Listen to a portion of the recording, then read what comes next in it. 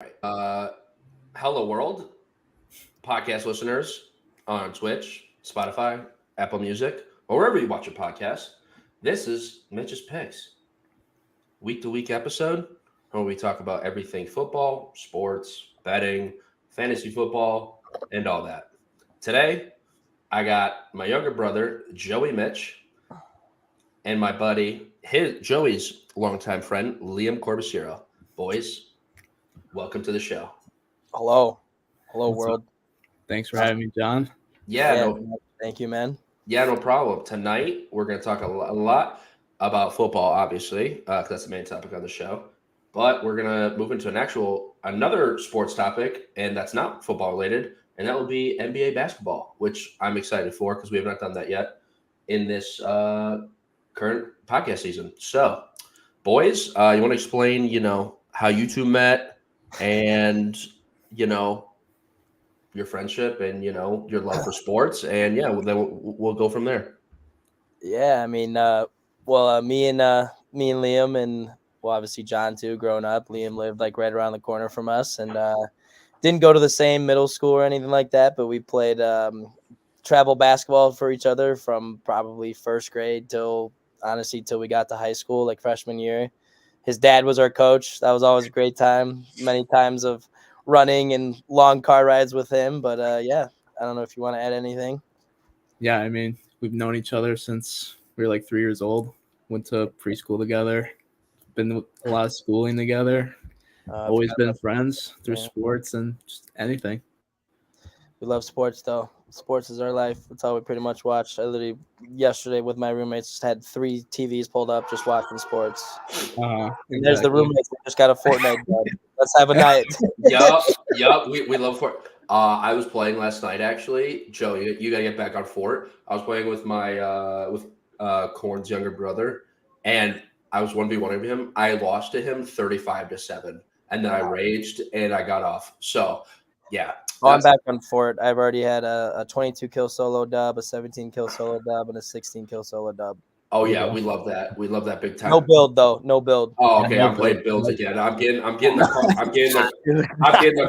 carpal tunnel back in the fucking dude, fingers and wrists bad. But yeah, let's get into it. So Bears. Fields is coming back this week after his dislocation of his thumb. I want to get your thoughts on him and what your expectations are him for the rest of the season. Will he be the Bears franchise quarterback next year? What do you see there in the offseason? And what do you think the rest of the season of the Bears season looks like? And my last thing is the Bears' future. Like, do you want us to win more games? Do you want us to keep losing so we get, draft picks, 1 through 3, 1 through 4 instead of the 1 and 5 spot that we have right now? I'll let one of you go first. Whoever chooses. Yeah, that's all you. Yeah, so obviously right now, future for Fields seems pretty bleak. He's got 7 games left to prove himself. I'm a big Justin Fields guy. I believe he's got all the tools in the world. Same. You can say anything you want. Yeah, I got 2 jerseys in the back. Same. He's probably the most exciting player the Bears have had in my lifetime. Obviously, Devin Hester, I was a little young for that, but I think you can blame as much as you want on coaching. It hasn't been great. Getsy, the play calling, hasn't been great at all. Mm-mm. But right now, these next 7 games, Fields, his back is against the wall. He's playing really for his future in the NFL, I feel like. Yep. Because if he plays well and the Bears still want to move on, he can get traded somewhere, maybe Atlanta. Atlanta's really the hot destination for him in a potential trade. Okay, do you know why? I don't know why. So he's from Atlanta. So, like, he went to Georgia. So, like, that's obviously one connection. But, like, they need a quarterback, obviously. Ritter sucks. Heineke is a journeyman. But I think he fills a need. The run-heavy offense they have there, he would really fit in nice. And obviously they have the weapons there. But looking in this next 7 games for the Bears, really, they have it's not the toughest schedule, but they face some pretty good defenses. So you're going to get a good look at Fields, and really you want to see him those 2 games he had against Denver and Washington. You don't want to see that first quarter against Minnesota. You want to see him trusting his eyes, really letting it rip. His back's against the wall, like I said. You just want to see him go out there and ball out. Right now, he has the best supporting cast he's had his whole career. But okay, you say supporting cast, but like Bears fans who dog shit on him, analysts who dog shit on him. That's a good portion of them. You can't literally look at his 3 years in his career and say the first 2 were legitimate years. First year, you had a dying OC coming out of the team with out of Nagy. You had a great. Okay, I will say he had a pretty good defense behind him, but like rookie year, growing pains, not too many offensive threats, and also supporting cast in terms of O-line. And I've reiterated this on many episodes so far this season. It's like you can't tell me that his offensive line has proved to have helped him in his first 2 years. Like he was the most sacked quarterback last year, quickest time to pressure last year, and then last year as well, you had 3 starting restricted free agent wide receivers besides EQ Brown. Like you can't legitimately say, "Oh, Fields is not a good quarterback A, and Fields can't be the guy for Chicago," because this is the first legitimate year that people can actually analyze him and grade him on if he's a good quarterback, because he has the DJ Moores, he has Darnell healthy, he has Kmet, in my opinion, top 5 tight end in the league right now, who's been balling out and he's been consistent producing wise and can shown, in the past beginning of the season and last year, we all saw the struggle of him of breaking tackles, getting crucial first downs like we need him and like what we need what tight ends should do, and their line, as much as I love Darnell Wright and I love the pickup and I love Tevin Jenkins, our center, our left guard, and our left tackle, I feel like still need work big time. But I will say and give credit to the offensive line that it's better this year, and he has had more time in the pocket like on a week-to-week basis. And to your point, I think he just needs to trust his eyes and stop overthinking. Be the athletic quarterback you're meant to be. Yeah. Joey, I don't know if you want to add in, but like. No, I'm just kind of gathering all the information. Go right ahead. To kind of counter that, like, obviously Fields he got drafted into like a terrible situation. He got a GM and a head coach on their way out. Not the situation you want to be put into. Nope. Switch coaches after a year. Defensive head coach coming in, not with the best play calling, not a great OC, but whatever. The great quarterbacks don't need everything to be perfect in order to succeed in the NFL. Fair. It's kind of the harsh reality of it. Right now, the line is set. The line this is the line you're going to see next year. Probably subtracting Lucas Patrick at center. You're probably going to bring in a new center. I fucking hate him. But this year, this week, I kind of disagree. I like Braxton Jones at left tackle. He's got I think PFF has him graded at 82.4 in this pass blocking grades. His penalty. Yes, that's where I was going at. Penalties, it's been pissing me off. I'm not saying he's a bad left tackle, but the penalties are fucking killing us. I think the last few weeks has been the best the O-line's looked in the past 2 years. I personally, you're kicking Whitehair out of the starting line this week, which is great. Nate Davis is coming back. You're moving Tevin back to left guard, which I'm happy about. Correct. Yeah, Nate Davis, he had his off the field death in the family. He was really going through mental struggles, so you could see it in his play, but he came back 2 weeks. He looked really good. Then he got hurt in Minnesota, I think. Yeah. Not ideal, but this line is set now. Lucas Patrick isn't ideal at center, but he's been fine. He's been better than Whitehair. You have DJ Moore. You have Darnell Mooney. You have Cole Kmet. I don't think he's a top 5 tight end, maybe fringe top 10. He's been playing well recent weeks, but he has the supporting cast. Everyone's healthy. Mm-hmm. I do feel like we're missing Herbert. As much as a Herbert fan I am not, like he's good, might but yeah. I like Rashad though. I like Rashad Johnson, and I like what's his name? Dante Foreman. Yeah. I don't mind them. I mean, they run the ball pretty freaking hard. Yeah. Yeah, I don't know. I think Deontay Foreman is that type of back that really helps them out. I think Herbert isn't a starting running back. I think he's a change of pace guy. I think he was like the perfect complement to Montgomery, who's balling out in Detroit. But I do like Roschon a lot. He hasn't really been given the opportunity to do much. Yeah. But as time goes on, maybe next year when someone like Foreman's gone, most likely you'll see Roschon Johnson take a step. Yeah. He's been great in passing downs. He can catch the ball, which Herbert struggles with.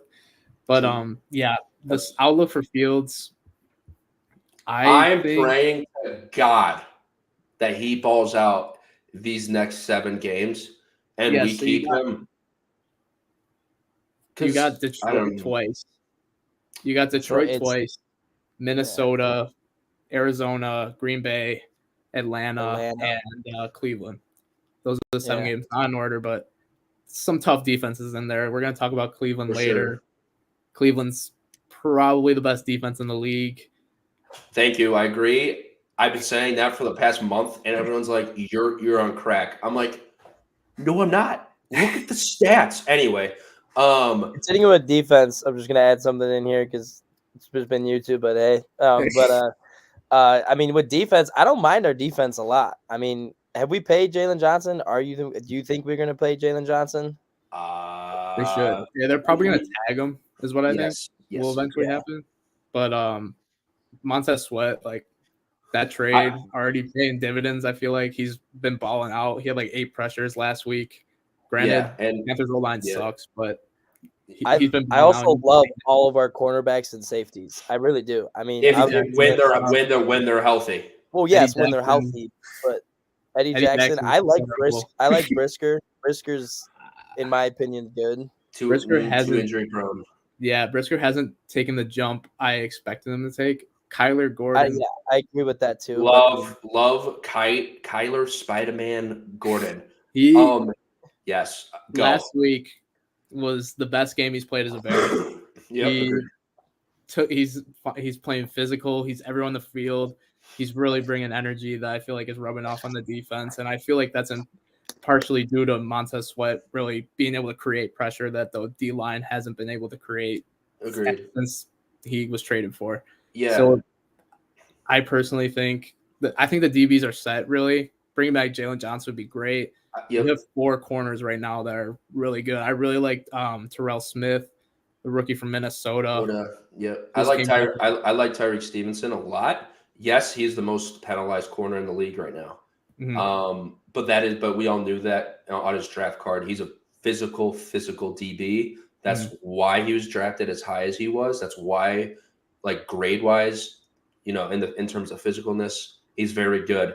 I do think with time, if being a rookie and B, getting stronger, faster, and being able to read offenses quicker, I think his physicalness will help him. But and he will be able to know, when to stop being physical, say when the ball's in the air or about to be in the air, or be physical up to a point where, it messes up someone's route timing or ability to see the ball, but not in terms of what he's been doing, being called, PI or holding like he has been out the wazoo from week to week. But I do like him a lot as like our physical cover corner on the weak side a lot. But yeah.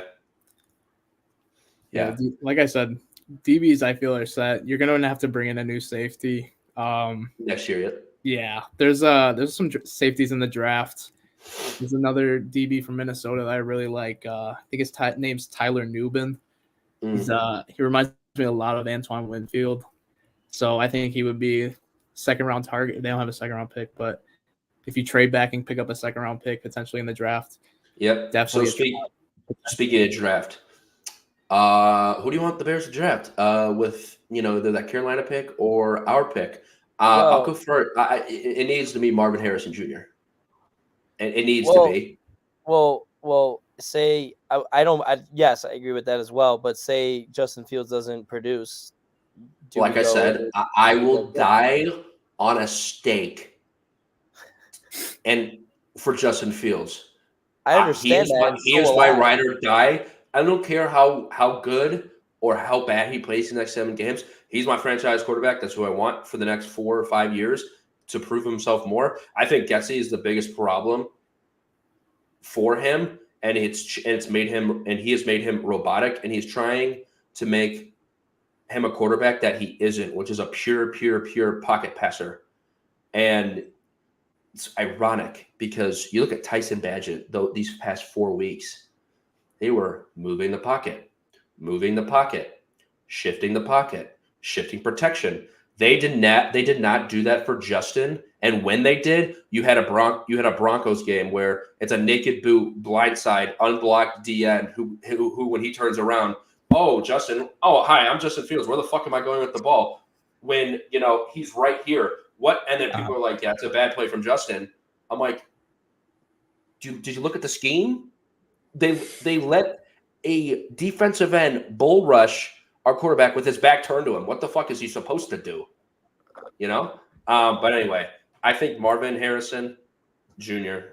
is the biggest target, and that's why I want us to keep losing, because if we do end up trading back, I even a pick or two, I still I'm nervous for those 3 teams between us right now that they're gonna we're gonna draft MHJ and lose our chance. So that's my thing. And then building the D line and interior O line, so center and either right guard if we don't bring Nate Davis back next year, and then I think some DBs like you said, or some safeties. That'd be my perfect draft in a nutshell, and that is what I call a fleece from the Carolina Panthers the past 2 years, Big Ten. All right, we're gonna move on because that was a pretty long first segment, but I love the Bears, so no harm, no foul. AFC North, holy shit, man! Everyone is in playoff contention. With the Bengals loss last week, they bumped out a spot of being in the playoffs, but they're the Bengals. They got Joey B. They got the threats. I'm not really worried about them, but how cool! And I always say AFC North toughest division in the NFL, and people oh, of course you're saying that you're Steelers fans, but in reality, if you look, you got 2 top 5 defenses, being the Ravens and the Browns, and then you got an offensive powerhouse like the Bengals, and then you got the worst 6-3 team in NFL history, who has a non-existent offense, and for the 6th week in a row, fire the fuck out of Matt Canada, please. So non-existent offense, and then you have a defense who has been, the dominant enforcer of that team. But past 3 weeks, we've had some pretty significant injuries. Our 2 starting linebackers are out for the year with Cole Holcomb and his gruesome knee injury. And then last week, of course, first quarter with I forgot his first name, but Alexander tearing his Achilles. So supporting cast and linebackers is going to be thin, but Minka's healing well from his hammy injury, and the dominant force of TJ Watt is still in full effect, and he is healthy. I want to get your guys's predictions for what's to come for this division. That motherfucker's a dog, by the way. TJ Watt, he's unbelievable. I love the Steelers, obviously. Obviously, like John probably has said in other podcasts here, that our dad's from Pittsburgh, and I'm a Pittsburgh fan as well. Definitely more a Chicago fan when it comes to Chicago versus Pitt, but that's a whole different story. But I think the Steelers have a decent chance of making the playoffs and making maybe the wild card. Their schedule, next week, Browns, which we can talk about that in a little bit as well here. And then week after that, Bengals, another just toss up. If our defense plays good, I think we come out with a W. And then Cardinals, Patriots, Colts. And I really see those 3 games, those 3 weeks being all W's, especially with the way the Steelers have been playing. But if you look at just all of our wins, I mean, we don't blow out teams. That's the thing. We always hang around with the shittiest teams in the NFL. Like, I don't know. I mean, one of my roommates is a Packers fan, and he told me, he's like, you guys might blow us out by 40. I go, that's just not what the Steelers does. I mean, they have not, I don't remember the last time they've beaten a team by more than 2 touchdowns. And that's where I think it's scary, because obviously our offense isn't producing. And our defense obviously has been helping us a shit ton, but our offense isn't producing. So when our offense isn't producing against, say, the Chiefs or the Bengals, I think we can be screwed there. I'll comment on our offense. I mean, what I mean, our offense is non-existent. Our passing game is non-existent. Haven't the Steelers not outgained an opponent? We are the most outgained team in NFL history. I think we've already set a record for these many games being out and having a record. But in terms of our offense, talk about quarterback play. Me personally, I don't like Kenny Pickett at all. I don't think, and I don't like him, and I'm prefacing this because the way that our offensive coordinator has schemed our offense. A, it's one-dimensional. B, it's a high school offense. Literally, Riverside Brookfield football could run this offense and maybe win a state championship. Who knows? But it's like, if they had your team, not the team we have now. Yeah, no. But like, it's just very, very, very frustrating to see stars like George Pickens, who I think is a very, very underrated wide receiver in terms of, like, I put him in my top 20 wide receivers in the NFL. And people are like, yeah, you're fucking drunk, high, whatever you want to call it. But I'm like, if you actually look at his tape and the balls that he does get thrown at him, it's very minimal, 4 to 5 a fucking game, which is ridiculous to say. But I mean, his catch radius is insane. He's one of the most athletic catchers in the NFL.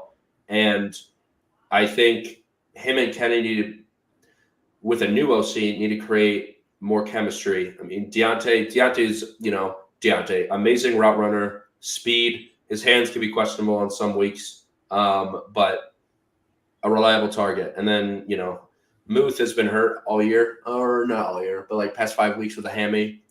And then the one thing I have been very happy about this past 3 weeks is our running game.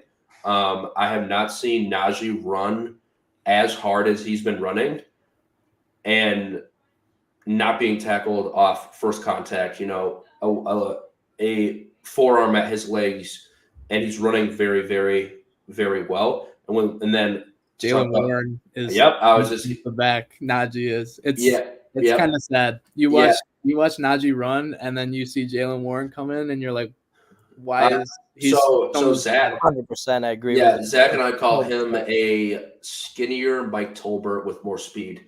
I've heard that name fucking forever. He's a bowling ball. I love Jalen a lot, and he got his first start with Najee being healthy last week. Did great, 107 yards of tutty, couple receptions, phenomenal. I was so happy for him. But like, besides that, I mean, yeah, our defense is solid, but like our offense doesn't scare teams. So I don't know. I'm excited to see. I think how we play these next 2 weeks with being in conference games. I think. I mean, I'll look for the Steelers. Joey mentioned their schedule. You got Cleveland, Cincinnati twice, New England, Arizona, and the Colts. I personally am higher on the Browns than the Steelers, even with Deshaun being out the whole year. I think PJ. Good. Well, DTR starting this week. Easy. So we're going to see DTR with a full week prep. Let's see how that goes. But I think what really comes down to the Browns is the quarterbacks being able to just make the easy throws and rely on their weapons just for yak. Like, David Njoku is one of the best yak tight ends in the league. Amari Cooper, insane yak wide receiver. Elijah Moore can make some plays. Yep. And then you're going to have to rely on the running game. Jerome Ford has been pretty solid in Nick Chubb's absence. And Kareem Hunt, you can barely tackle him. He's pretty much a semi-truck. He's slow as shit, but he breaks tackles.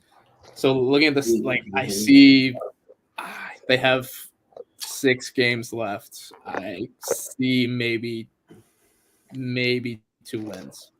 I like the Colts. I think Kyler being back for Arizona is big. I think they're going to pick up a few wins. I like Kyler. I don't see the Kyler hate. Mm-hmm. But if you're Arizona, do you just start just absolutely blowing the rest of the season away? I don't know. I don't think they're really in a position to get the first pick anymore. I don't think the Giants are going to win another game. Tommy DeVito is maybe the worst starting quarterback in NFL history. I don't see how the Giants win a game. You have the Bears and with Carolina's pick, and then you have New England's. That New England Giants game, I think it's in 2 weeks, is going to become like a really big game for draft position. I think New England should blow them out, really, but we'll see. I think Zappy's probably starting a quarterback now, but yeah, just going back to like the AFC North outlook, I think you're probably going to see 3 playoff teams from the division. I think Cincinnati's probably going to make it in, and then as well as Cleveland and Baltimore. But so we're the odd man out, you think? I think so. I just, like you said, the offense is just not there. I think Kenny's all right. I don't think you should move from him. I think Canada has obviously been one of the worst OCs in the league, but Getsy and him, it's pretty comical to root for the two teams. 2 worst offensive coordinator teams out there. Yeah. But like I was saying, I think it's really going to come down to the defense of the Browns and who gets that like final playoff spot between Cleveland and Pittsburgh. Because you also have Houston right up the rear. Bro, I love Houston is the Detroit Lions of last year. I never would have expected that coming from Houston, but when you get the head coaching pick right, you see how it really affects things.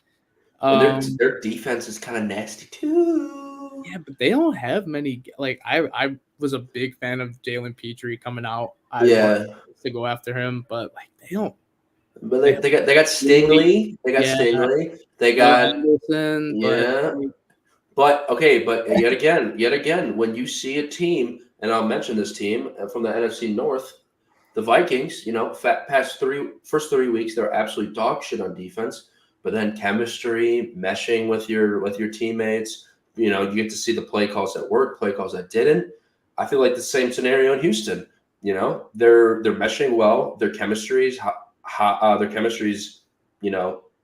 becoming stronger and stronger week to week. But the morale there is there, and that's at an all-time high for that Texans team. So why not? I think it makes sense why both sides of the ball are been playing pretty well. And I feel like it's like being back to playing football. Like when you're on a win streak and when you think like you believe in this team and your locker room and your coaching staff. People are going to put their life on the line for one another. And you've seen in the past 2 weeks with them beating very, very dominant teams. So I don't know.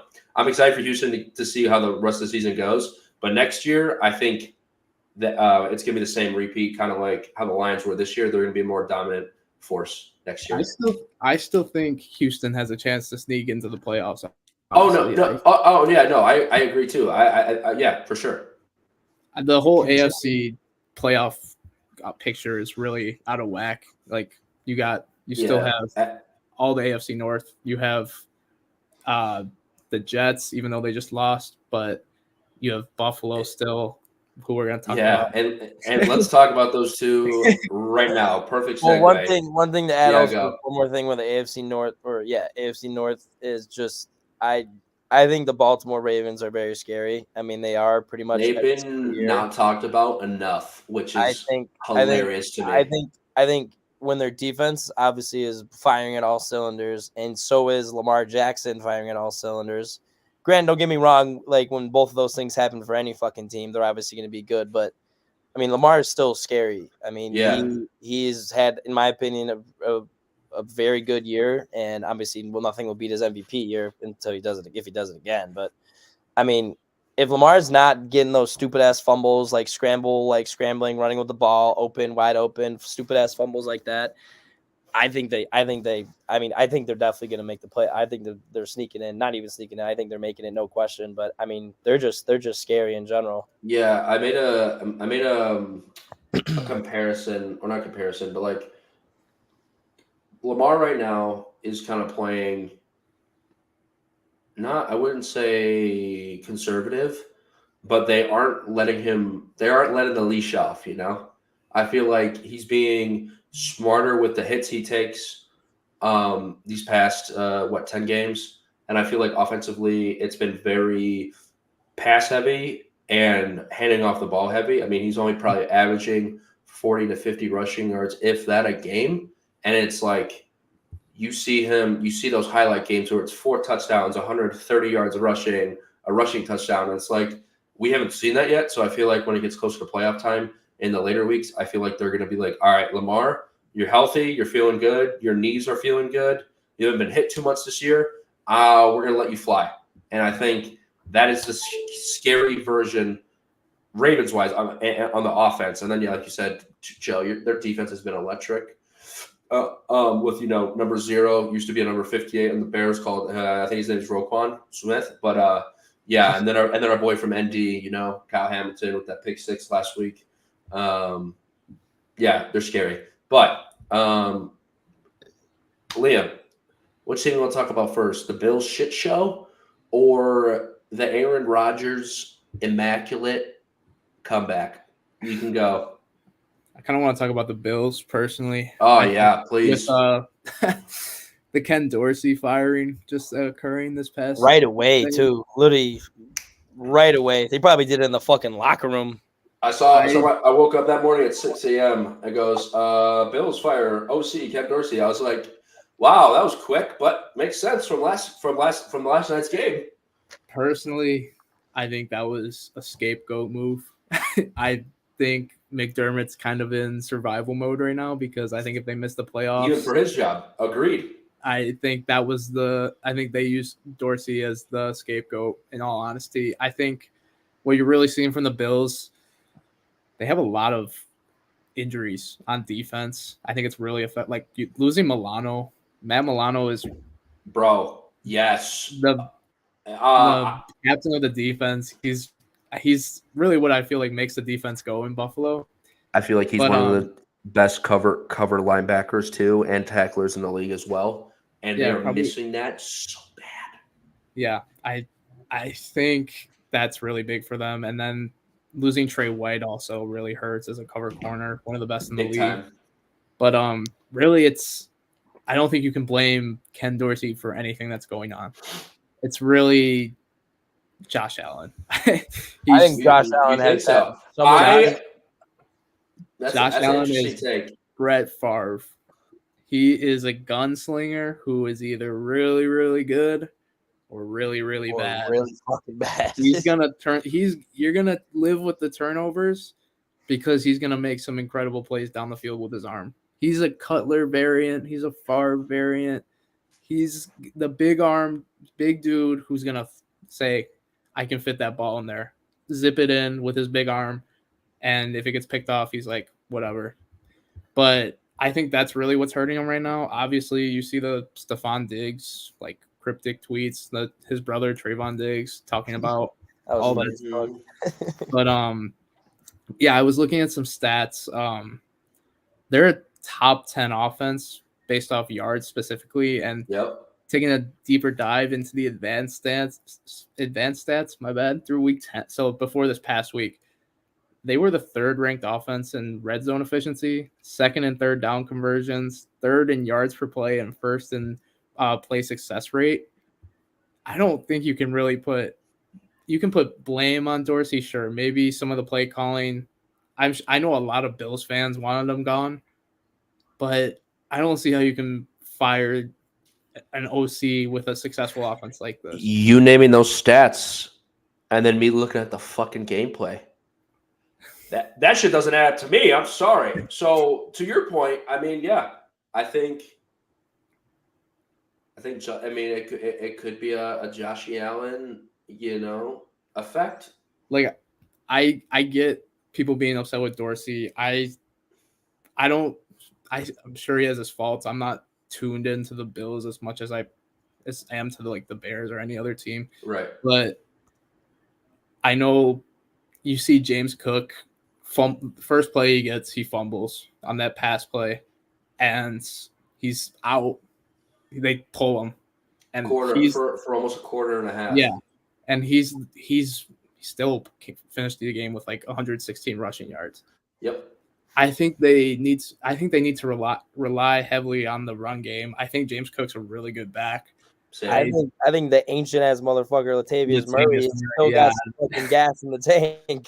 33 years old, still kicking like a horse. Oh yeah.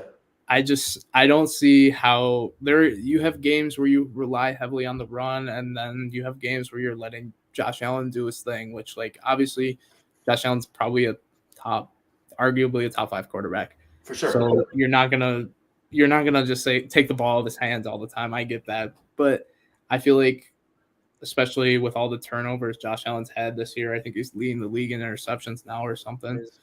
But I don't see how you can not rely on James Cook a little more. Mm-hmm. He's not getting the usage. I drafted him in fantasy. He's not getting the usage I thought he'd get, especially how pass heavy they were. You'd think they'd adjust, but I don't think Dorsey should have been the main blame. He definitely deserves some blame, but I think that firing was very confusing to me. For sure. Yeah, I feel like James Cook, I'm not saying they're the same player comparison-wise, but I feel like utilization-wise, they should be using him like how they use Travis Etienne from the Jags. He's had a good year.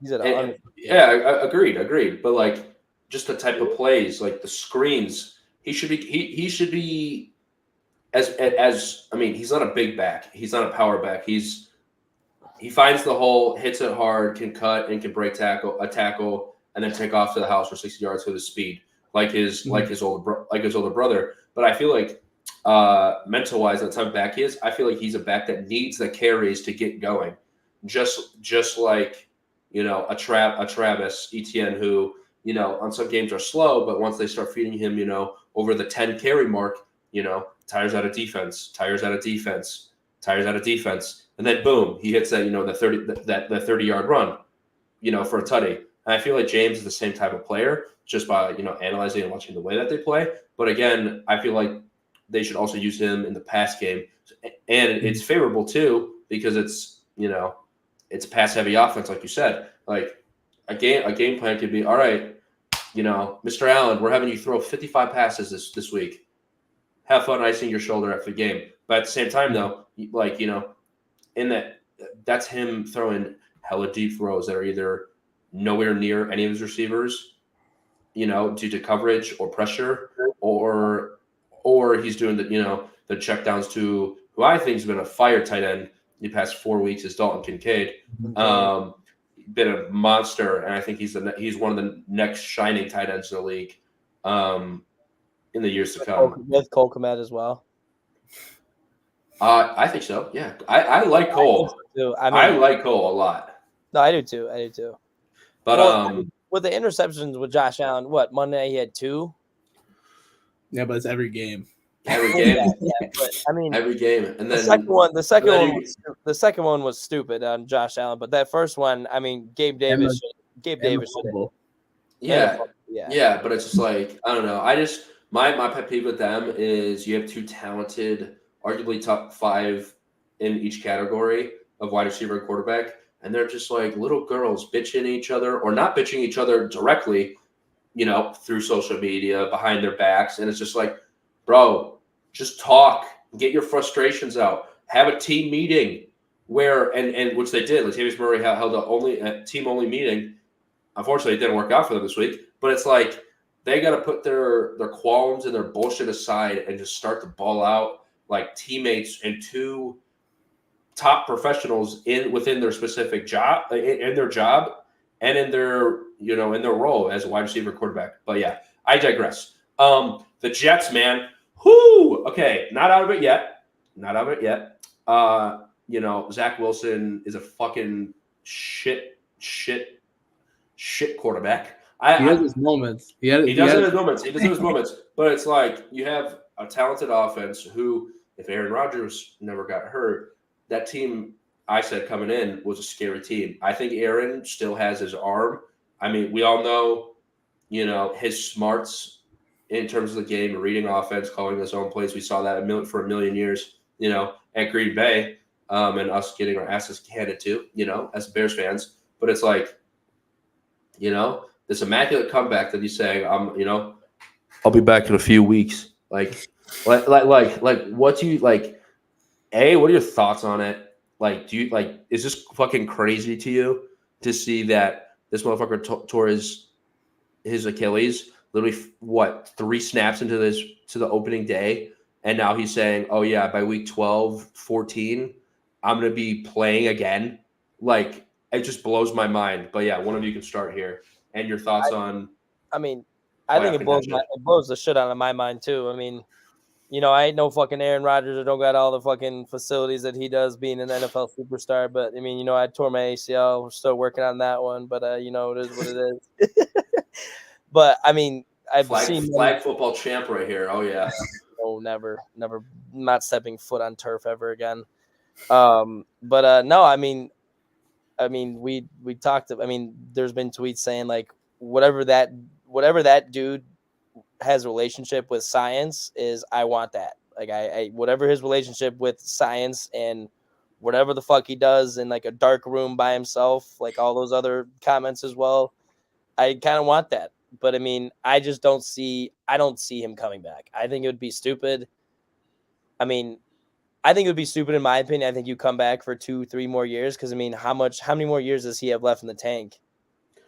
Honestly, dude, I think he's like a Brady. I think he could perform at a high level don't get me for wrong. Another 3 to 5 years. That's what I'm saying. Injuries. That's what I'm saying. I think so too. But at the same time, why rush a very, very semi-serious injury that takes a lot of rehab?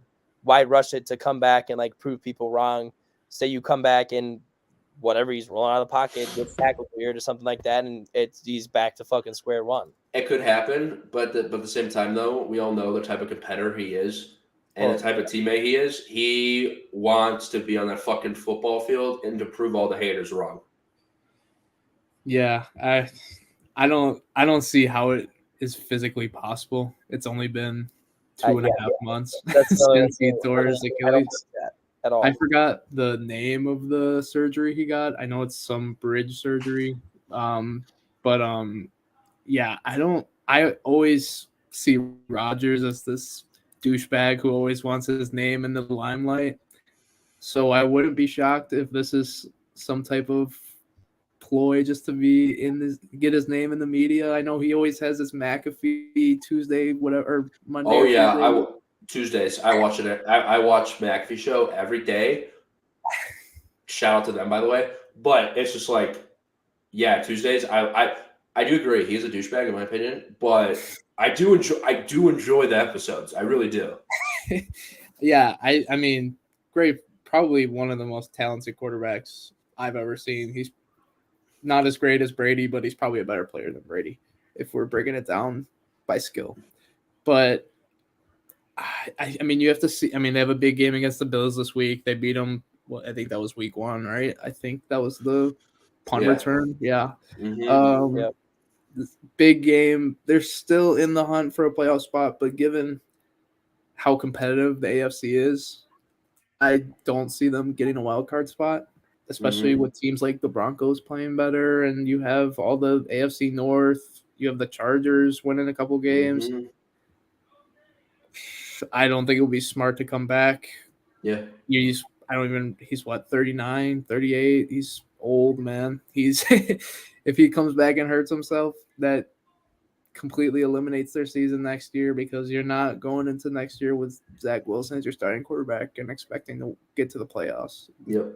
That's another defense that's top 5.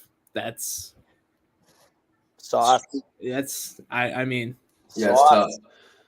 But I'd going after what you said too, Liam, is just like, if they're the last couple of weeks into the season, say they're just like have no hopes for a playoffs, you're Aaron Rodgers, are you coming back? Yeah, I mean, their schedule, he said if he were to come back, it would be mid-December. I was looking at their schedule. Their schedule up until mid-December is they have 4 games. Bills this week, Dolphins, Falcons, Texans. You're probably maybe win, and L to Houston. You're maybe winning one of those games. Maybe. What was it? Wait, Bills, Dolphins, who? Atlanta, Falcons, yeah, Houston. Yeah. I don't see any reason to come back. I think the one shining point of this Jets offense is how good Garrett Wilson is. I think the production he's been able to put up with Zach Wilson as quarterback is insanity. You talked about George Pickens being a top 20 wide receiver. I think Garrett Wilson's probably a top 10 wide receiver. The wide receiver position is so loaded in the NFL, but I think watching Garrett Wilson play, I think, especially with the quarterback of Zach Wilson. Yeah, I agree. I think if Rodgers never gets hurt, Garrett Wilson is probably in the top 5 to top 8 wide receiver rankings, arguably at least. But I think that's like the one shining point I can point out about the Jets offense right now. But just going back to like Rodgers coming back, I don't see a need to do it, especially when he's already verbally committed to coming back next year. We'll see if that changes, but I mean, if he's healthy, if he comes back fully healthy next year, that's definitely a team to watch out for next year. For sure, I agree. All right, Broncos, Russell Wilson, is he back? We have a quick little segment here. I have my opinions on him. I think he's just out of his prime. I don't think he is back, and I don't think he will be back. I think he's going to be the constant, above average quarterback. I don't think he's going to I don't see him going to the playoffs on another team or the Broncos. I mean, I do think their offensive scheme, it's very run heavy, but passing wise, I mean, he doesn't throw the deep balls he used to. I'm not saying they have some pretty decent threats in Cortland Sutton and Jerry Jeudy, solid. And then unfortunately, Tim Patrick and KJ Hamler can't stay healthy for a season yet. And my thing is Tim Patrick, I think he's a very good wide receiver in supporting role for any team, but I was really excited to see him this year coming back off his season-ending injury last year. And then, of course, training camp comes and he just another out for the year injury. So it's just that didn't help him. But I am not a big fan of Russ anymore. Just purely as a character, I love him, but as purely based as a performance rating at quarterback, I do not fuck with him. I think the biggest person you can credit for Russell Wilson playing as well as he has the past 3 to 4 weeks is Sean Payton. I think Sean Payton's top 5 easily head coach in the league. I think obviously started off rough. That defense was not great ever since the second half of the Bears game is when they really started to turn around. But I think the thing with Russ, I think he's definitely made improvements to his game. I think what you're seeing is he's using his legs a lot more compared to what he's been doing the past couple of years. Mm-hmm. I think he's going back to using his legs, getting out of the pocket instead of staying in the pocket, becoming a statue. But I think that's a lot to attribute to his recent better performances, I guess. For sure. But I mean, Cortland Sutton, like you mentioned, Cortland Sutton, Jerry Jeudy, those are good weapons, and we'll see. I mean, I agree with you. I don't think he's ever going to be that Russell Wilson we saw in the Seahawks. I think those injuries he had there late in his Seahawks career really screwed him up for what's happening right now. But I mean, I think he's probably going to be in that 12 to 15 rank for quarterback throughout the rest of his career. But all right, segment wise, I think we're switching sports here. Yeah, we're gonna go NBA in-season tournament. Your favorite team so far, playoff predictions, favorite players you've been watching. I can speak last. One of you go. I'll go. I like the NFL. I do. I'm not like a big NFL junkie like these two are. I mean, I can add my 2 cents here and there, but I've been watching a shit ton of NBA and just basketball in general, especially now with college back, which I love college basketball just in general. By the way, Liam, U of I blew that game completely. NBA, I don't know. Now I've been love watching Anthony Edwards been playing. I mean, obviously he's a superstar as it is going into just being a rookie a couple years ago, but he's been super fun to watch. I've been loving watching the T-Wolves. Yeah, I love watching the Clippers with their 3 All-Stars or 4 All-Stars that they have just absolutely shit the bed. And I think I don't know. You still can't count out like the Warriors. You still can't count out the Lakers, but I mean, I think the overpowered team still to this day is the Nuggets. I mean, I don't know. I mean, I've been watching the Nuggets a decent amount as well, and I mean, they're unbelievable. Jokic, I don't get him. I don't, but I mean, he's a fucking force to be reckoned with. Yeah. I think when you said talk about some favorite players, I just wrote down some names that popped in my head. I've been watching a lot more NBA this year than Ben, not a lot more, so I've been watching it more. I wrote down 6 names that came to my head. Ant was one of them for sure. Like he's taken this like MVP level jump, and that team's playing really well. So that was surprising. Finally, yeah. When they came together, I was like, oh my god. My head picked my fat ass head. Here. I just thought of the one word: defense. Mm-hmm. Defense. And last year they weren't that good together. Chemistry wasn't there. Mm-hmm. And I'll let you keep speaking, but I just wanted to put that note in there. Like T-Wolves they've been nothing but fun to watch, and I'm very, very happy for Anthony Edwards. I like him a lot as a player. He's a hard ass worker, and every part of his game has developed, and you can see it on the court, that game in and game out in certain situations. Last year he may have not pulled that 3 or that midi, but this year he's making those. All right, I'm playing like an MVP type season. Fuck it, and it goes in. So like, I don't know. I've been watching. I'm enjoying him, but you can keep going. Sorry, no. I think like going off what you said though, I think one of the biggest pieces of that team is Jaden McDaniels. I think you talked about defense, John, and I think he's probably the glue of that team right now. I think Jaden McDaniels is a really underrated role player. Cowball. But yeah, it's just some other names I wrote down when thinking about this.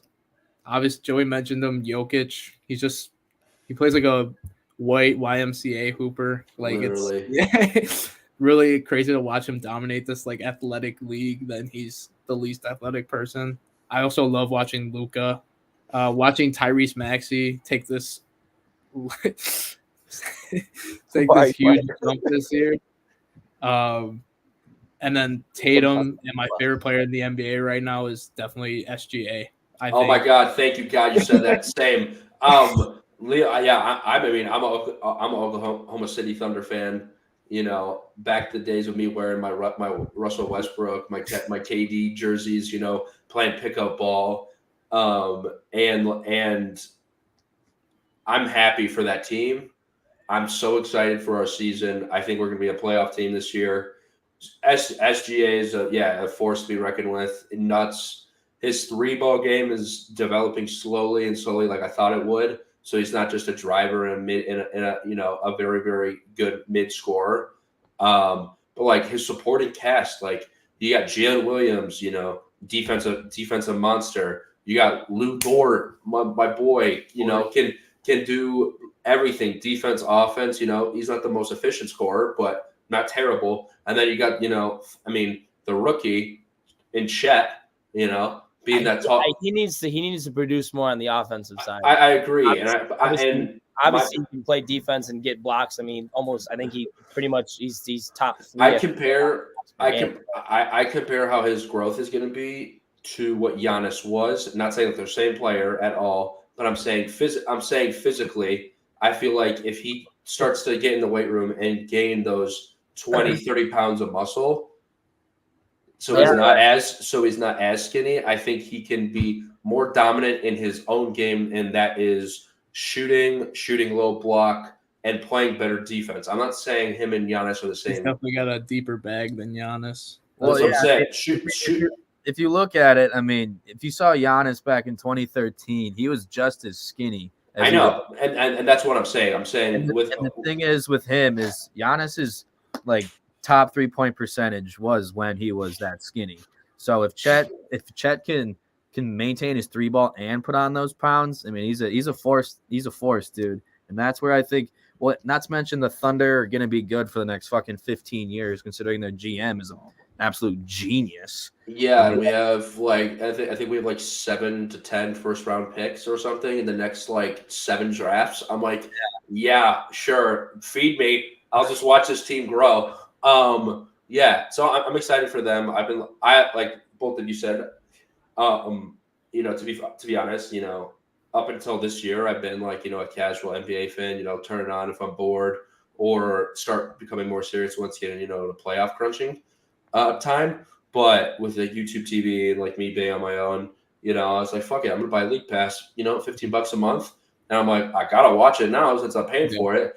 I watch a game or two every fucking night, either the 9 o'clock slate in bed in bed chilling, or if I'm gaming, I always have it on my next monitor. It's been a lot of fun, becoming an NBA fan again, not just for my team, the Thunder, but rooting for your favorite players like Dame time. Speaking about this, the Milwaukee lover right here next to Joe, I think I'm so happy for him because he's been my favorite player in the NBA for so long, and I get it, and I love his loyalty to Portland, but I do think a lot of his career was wasted being there because he's a dominant force, and right now he's 37, by the way, with no Giannis. And we talked about the Bulls scoring a whopping 12 points in the second quarter. That was great. Yeah, and the Bulls need to sell the whole team, please. And we can roll into that right now. If the Bulls are gonna blow it up, I just need to see them do it right. I don't need to see any half-ass rebuild. I need to see any valuable piece go. LaVine, Caruso. I think Caruso is probably the most valuable piece they have, honestly. I think LaVine, and then probably those are probably the only pieces they could trade. Maybe Vooch. I would honestly keep Vooch. I think his contract is fine for what the type of player he is. I also think that he's probably a good player to have in the locker room. Agreed. For the younger guys he has chemistry with Kobe White, Patrick Williams already. I hate Patrick Williams. I don't mind Patrick Williams. I think he's a waste. He's a waste. He's been a waste of 4 years. No. I think seeing Tyrese Halliburton play so well. Kobe White might be the worst player in the Kobe NBA. White is so bad. He is so bad. He is terrible. Very overrated. I think seeing Patrick Williams be so bad and see Tyrese Halliburton be so good is what really hurts because he was obviously the other person involved with the Bulls at that point. And who else? And it was Tyrese and somebody else. That's I mean, Maxey was in that draft, but he didn't get picked till 27 or something like that. But it wasn't really any. Or it was Denny Abdio was the other guy they were thinking about. Yeah. But my question is how are the Bulls just so bad? They have so much talent. And yet they just look like they don't click whatsoever on any. I don't think LaVine and DeMar work on the court at the same time. I don't think their play styles feed off of each other. They're two good players on their own right, but together it doesn't work. And I think that was pretty obvious from the get-go. And I think not having Lonzo to facilitate an offense and control the ball really hurts. Obviously, my boy, he was the key to that team. Oh, yeah. The key defensively and offensively, yes, he was guarding. I miss him so much. I do miss him a lot. It's unfortunate, but I think this. I mean, obviously, going into a rebuild 1 year post Wemby is in your initially seems really dumb, but I think now is a really good time to do it. A lot of people are saying this next draft class is weak. But I like a lot of guys at the top of the draft. My top guy is he's He's in the G League right now. He's from the Chicago area. His name is Matas Busuelis. He is Rocas's cousin. He is real. And then the next year, you have Cooper Flagg. I think now would be a really good time. I think it would be a great time to rebuild. There are a lot of prospects I like. I like Filipowski from Duke. I like Tyrese Proctor from Duke. There's a lot of talent in this draft that people aren't talking about. If you're looking at facilitators too, I mean, obviously staying in the Milwaukee region, Marquette. I mean, they're what's his name? Tread something. What do you mean? Trevor Kolek. Yeah, Kolek. I Kolek. I just don't. I don't think. I think he's one of those college players that will just never be successful. I think so too. But he's scary good. I mean, there's. You of course had the rumors about Levine come out the other day, and he's sitting courtside at the Champions Classic with Rich Paul. And I used to love Zach, but like some of the shit he's been doing has just been so irritating. It feels like.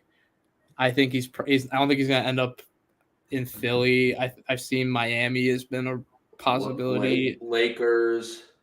They don't have anything to offer. What are you gonna give me? Yeah, Max Christie.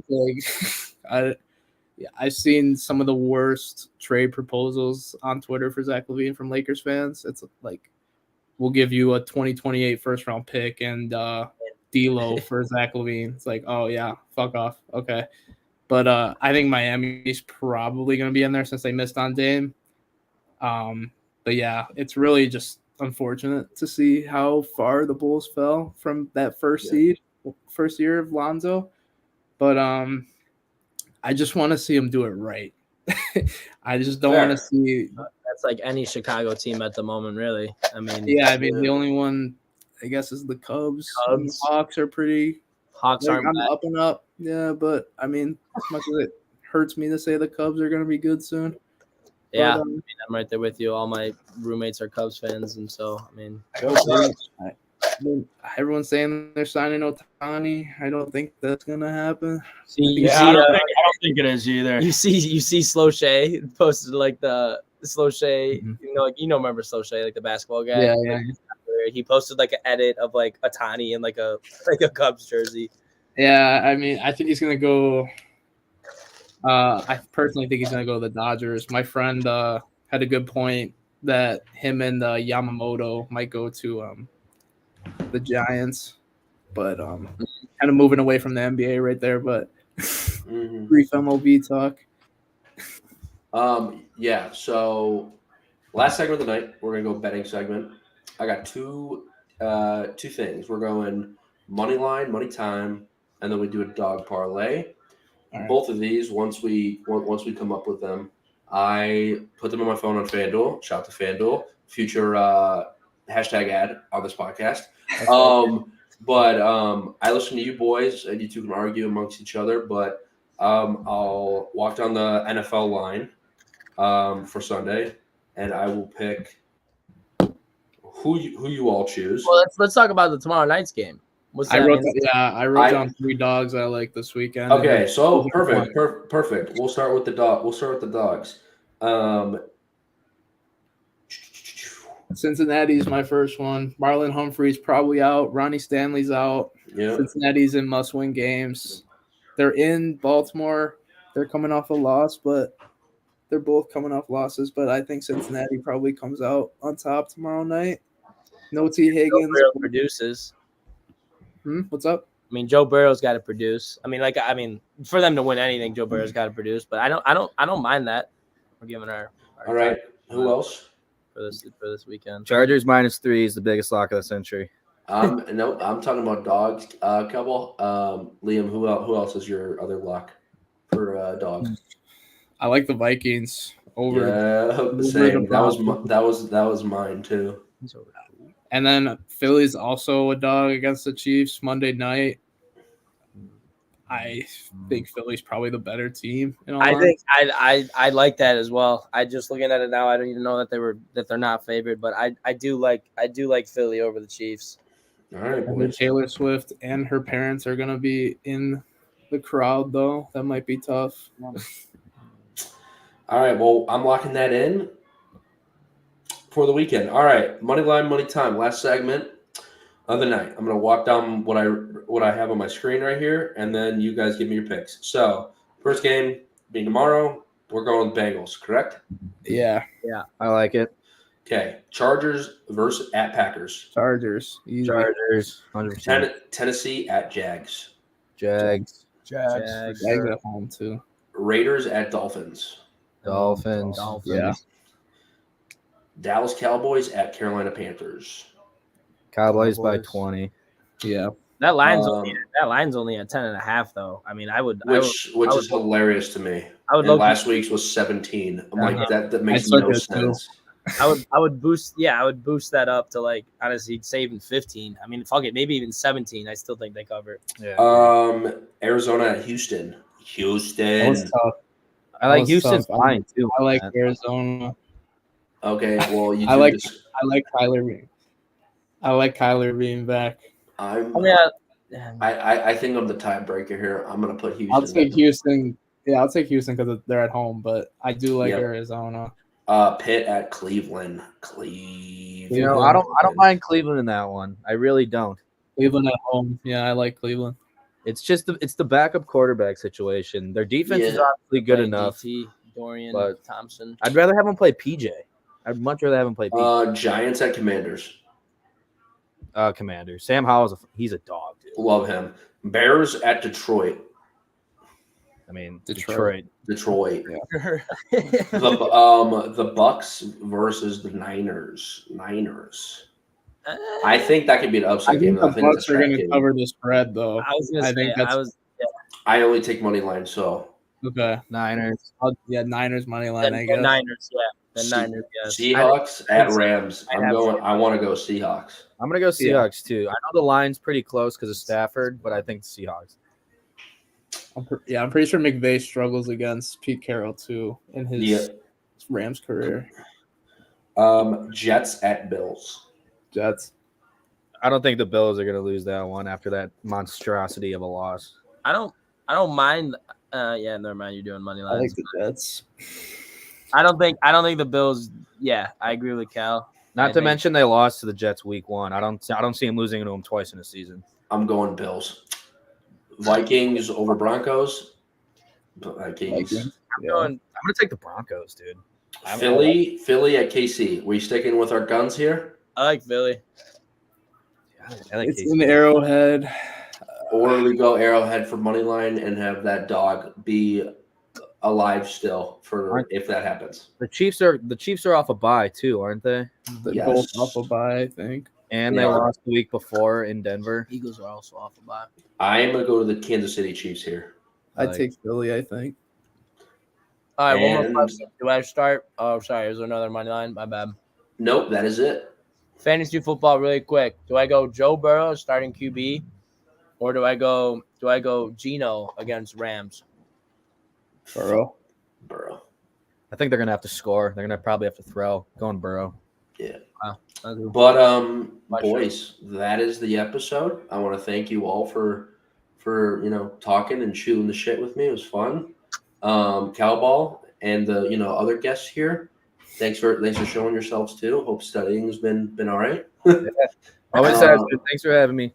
Yeah, bro. We're gonna go catch some dubs on Fortnite. Hey, go get them, Tiger. But this has been the episode for all the podcast listeners out there. This episode will be uploaded to Spotify after this live show. Drop a follow, drop a like, and lastly, tell someone you love them. Hey, go Bulls. They're making a comeback. Here we go. Go Bulls. Peace, y'all, and hope you have a good night. Thanks, John. Yeah, thanks, y'all.